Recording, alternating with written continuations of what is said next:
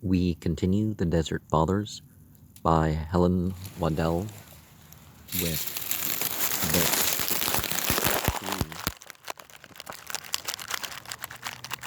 3 of Compunction. 4. The abbot Elias said, 3 things I fear. The first, what time my soul shall go forth from my body. The second, what time I shall go to meet God. The third, what time the sentence shall go forth against me. So maybe we should practice being worthy, having the consciousness thereof, and preparing to be detached from the clinging to the body upon death. 5. The Archbishop Theophilus of holy memory, when he was dying, said, Blessed art thou, Abbot Arsenius, who hadst ever this hour before thine eyes.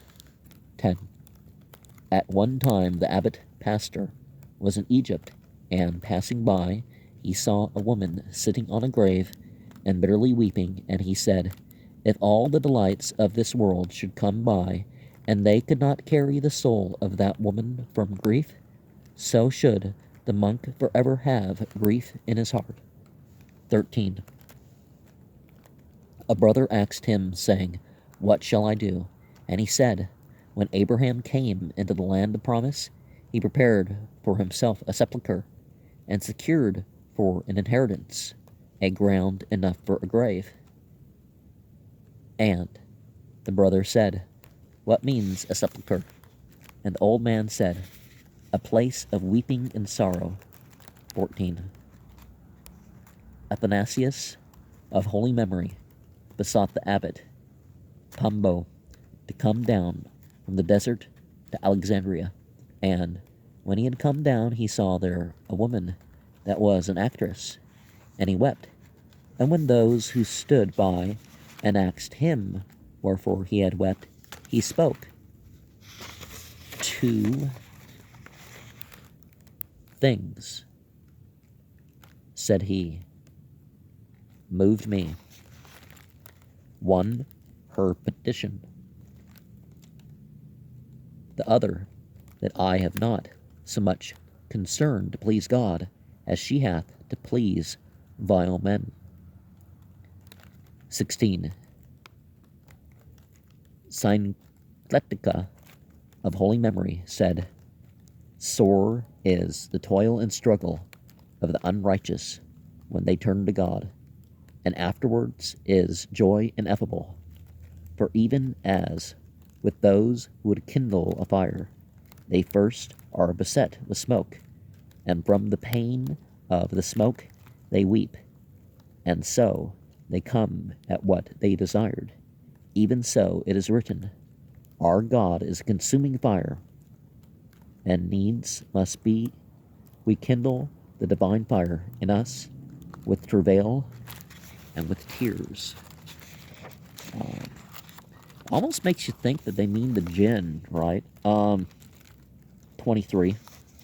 An old man saw one laughing, and said to him, In presence of heavens and earth, we are to give account in our whole life to God, and thou dost laugh.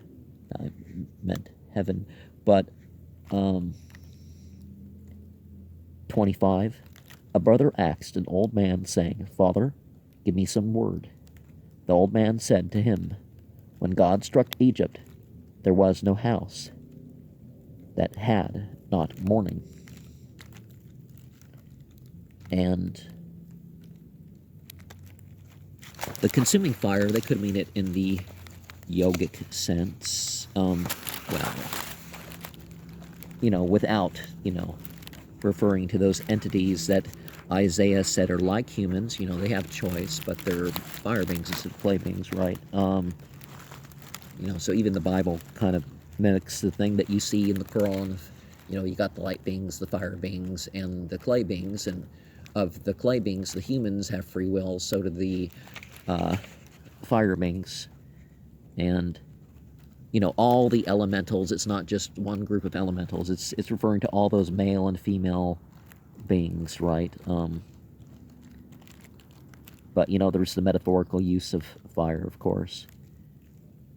In the presence of heaven, you know, and earth, it's a metanomial sort of reference, of course, for, you know, the skies or whatever, but wouldn't they typically mean it in, like, the Chinese sort of way, that the spiritual forces know what you're doing? You know, from God on down.